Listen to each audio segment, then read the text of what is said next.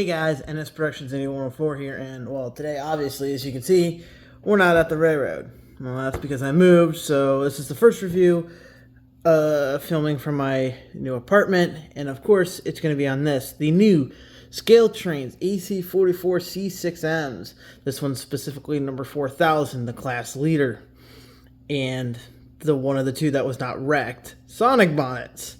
This thing's a beauty, so let's get into some details here. So starting off the bat, just like any typical Scaletrains, you got your MU cable, MU hoses, train line, air hose. You got your Type E knuckle coupler there. The one thing I will complain about is that this side of my plow is missing a grab iron.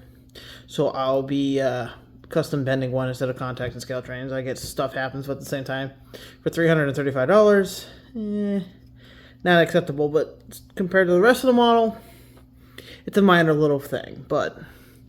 So yeah, as you can see over here on the engineer side, you see we got the yellow grab iron. There is one supposed to be on this plow. Now the box says it says 2018 on up. Well, in the last 2 or 3 years, this engine actually got a new plow.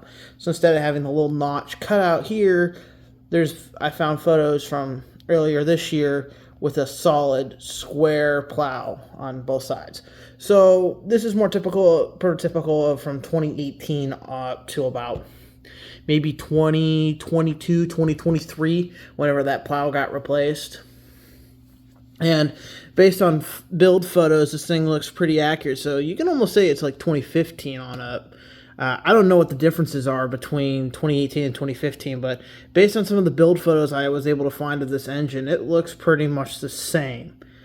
So, but anyway, let's go on to the side of the locomotive here. So just like your typical Scaletrains, you got rotating bearing cats on the high-ad trucks here, and these still do have the mechanical bells on them, which is nice. You got the newer Gevo cab and converter cabinet behind it. That's what really separates this from the originals, because if we pull up an original here,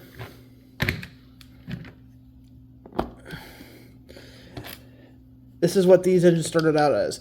NS took the 125 of their standard CADs and updated them and converted them to AC. That's why it's got the DC to AC here on the side of the cab with the C6M. But if we come to the long hoods here, you can really see the difference between the rebuild and the originals. So from the engine compartment on back, it's the exact same thing. In fact, if we look at the grill pattern, right? Grill pattern on the C6M. Exactly the same. They kept everything from here back the same on some of these original rebuilds in the early versions. Now they're actually coming out with the latest rebuilds are actually coming out with raised radiators. I think I saw a video of 4917 at the GE test track up in Erie with the raised radiator grills that you see on the newer rebuilds. So obviously there's some slight modifications from some of the first rebuilds to the later rebuilds.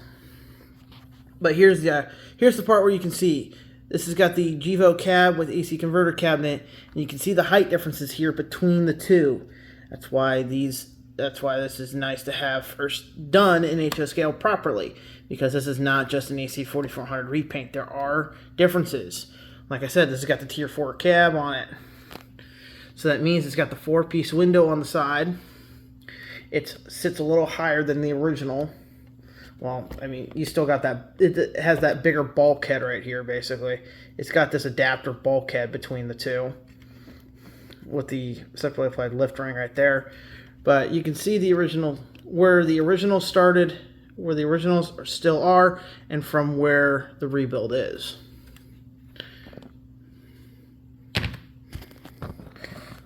So like I said, this has got the Tier 4 cab and AC converter cabinet and alternator cabinet right here, because this is where the alternator sits. But again, we got the nice straight handrails, which look fabulous. The paint matching on this is perfect between the handrails and the gray on the handrails and the gray on the long hood. The Sonic bonnet here looks phenomenal. It's even got the blue outline, which is correct.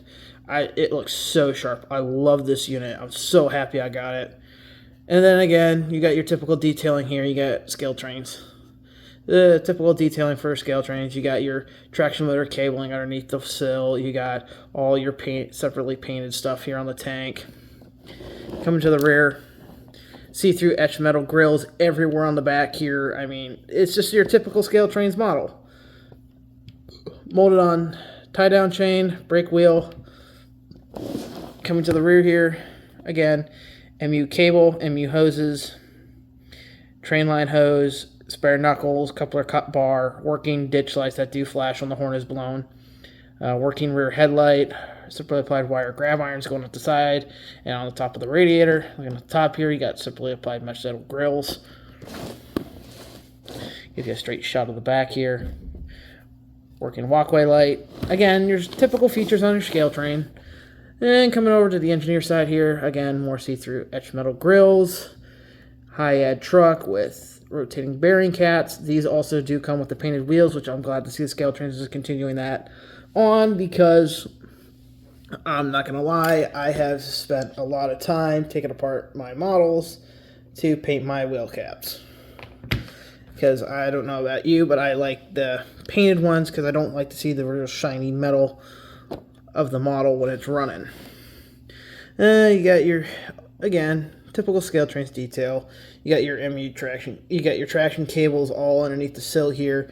You got your air reservoir tanks, all the assorted piping, emergency cutoff. Fuel. There's your fuel cap, fuel gauge. Again, GE high-ad truck on the front here. Looking on the side of the cab, you got your DC to AC here.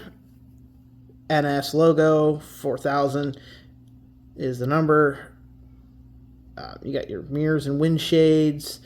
You got your simply applied sunshade. Coming to the nose here again. You got a working walkway light actually right here. And then you got one again here in the front of the cab. Now the other thing is, when these things got rebuilt, they got a different style of handrail setup on the front here. As you can see, this is more of what you would typically find on a Gevo, you know, slightly angled and more angular compared to the original, which is pretty much squared off. And you can see they moved the ditch. They also added the ditch light platforms so they could bring this handrail, so they can bring the handrail out instead of having to have it all the way back because of the ditch lights. But once again, this is a fantastic model made by Scaletrains. These things right now are going for $335 because of tariffs and everything. But even at $335, I still think it's worth the price. I mean, you got separately applied etched metal parts everywhere on this. And, I mean, they even got the stripe across the windshield here. And not very many manufacturers even do that. I think Scaletrains, and I want to say Athens Genesis now does it, but that's it. And there's a lot of manufacturers out there making engines with Gevo cabs, so they would have this BLI, Intermountain. I'm pretty sure those don't have that, but even if they did, very nice feature done by Scaletrains. The fine etched metal grab irons everywhere on this thing. And this comes out of the box, ready to roll with ESU lock sound. It's got even etched metal lift rings everywhere over here. But and then the exhaust deck is hollow, so you actually go into the frame. This is actually the frame of the locomotive. And again, it's a Scaletrain, so it's a chunk. It's on par with a, I want to say, it's a little heavier than a Top Hat Dash 9. It's a little heavier than a Wide Cab Dash 9. Here's my 96, for example. This is a little bit lighter compared to the new C6Ms. But it's definitely not heavier than the chunk of the Tier 4s.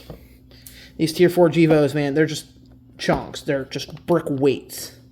And the cool thing is, with 4000 and this model of the top hat I have, this engine was not rebuilt until 2017. So it could have been possible that these two engines actually ran together on the same train. In this engine, not knowing that it will eventually be rebuilt as one of these. Now, I would like to see Scaletrains do its sister unit, the 4001, because I would buy that and run those as a set. And I'd also buy just a standard black one. But for now, I went with the 4000 because it's the Sonic bonnet. I've always wanted one. If you go back on my channel years and years ago, I hand painted one of these. And I did the headlight work and everything. But I've always wanted a sonic bonnet. I've always loved the 4001 because of its history. I mean, it was wrecked, and then NS rebuilt it again, and they put it back in the sonic bonnet paint. Most railroads, after an engine wrecks, they'll either just repaint it in the standard railroad scheme or do a slapped-on paint job that doesn't even look remotely good. But no, NS rebuilt the 4001 twice.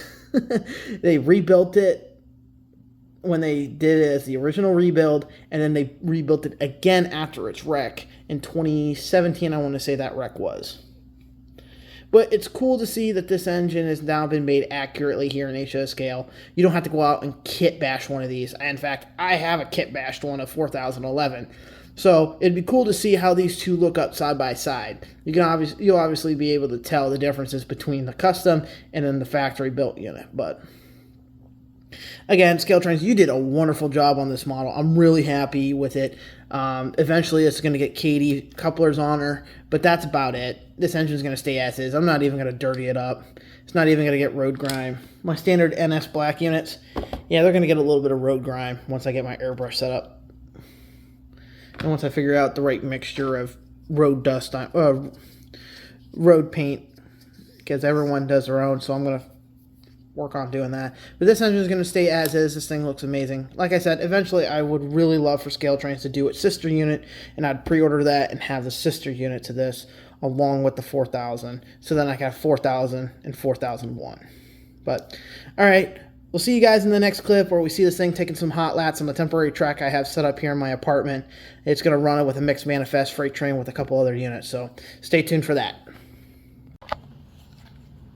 Alright guys, here's the sound demo of the new AC44C6M. So here's the headlight.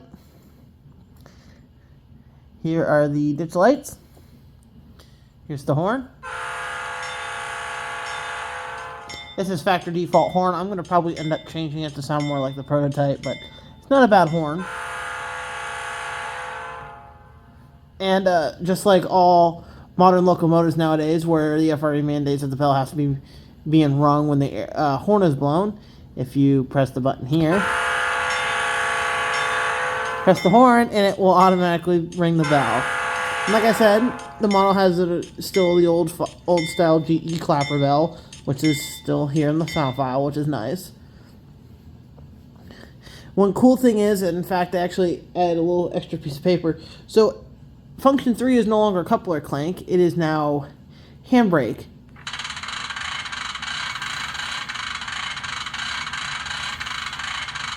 It's now the brake wheel.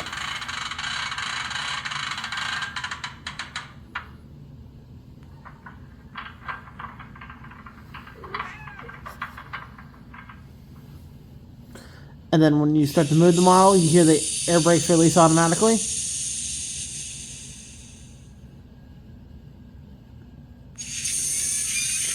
And then they apply when you stop.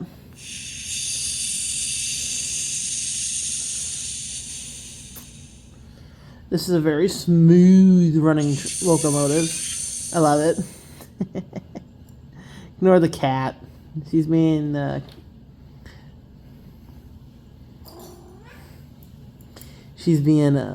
curious. Anyway, here is F8. As you can see, you got the lit number boards and walkway lights, which is, you know, standard features for Scaletrains. As you saw, the headlight dimmed and then brightened back up, like prototypical.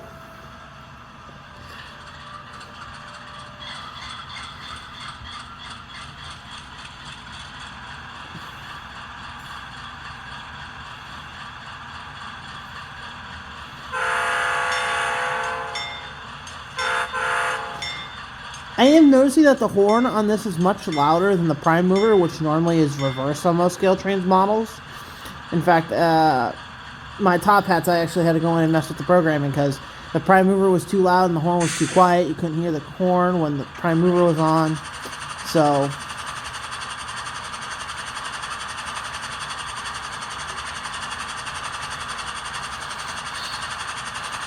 F4, if you press F4 when moving, it activates dynamics.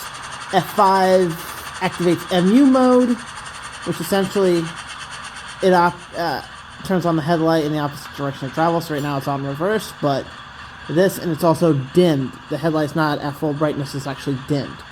Because if we turn it off, it's back to full bright. F6 operates your ditch lights. F7 is not used. F8 is to toggle the sound on and off. F9 is your drive hold feature. And those are your 1 through 9 functions, which is typically most functions that most people use. But anyways, let's see this thing start doing some hot laps, and it's going to pull a nice about 44 car, no, more like a 46 car freight train with two other Dash 9. So I'll see you. I hope you guys enjoyed this review. Please like, comment, subscribe, and I'll see you on the next one, which is going to be the BLI Conductors Club Challenger. I would have done the review sooner, but mine had a defaulty smoke unit, so I had to wait for a new one in order for me to film the review, because it was also causing the lights not to work. So I will see you guys in the next one. Later.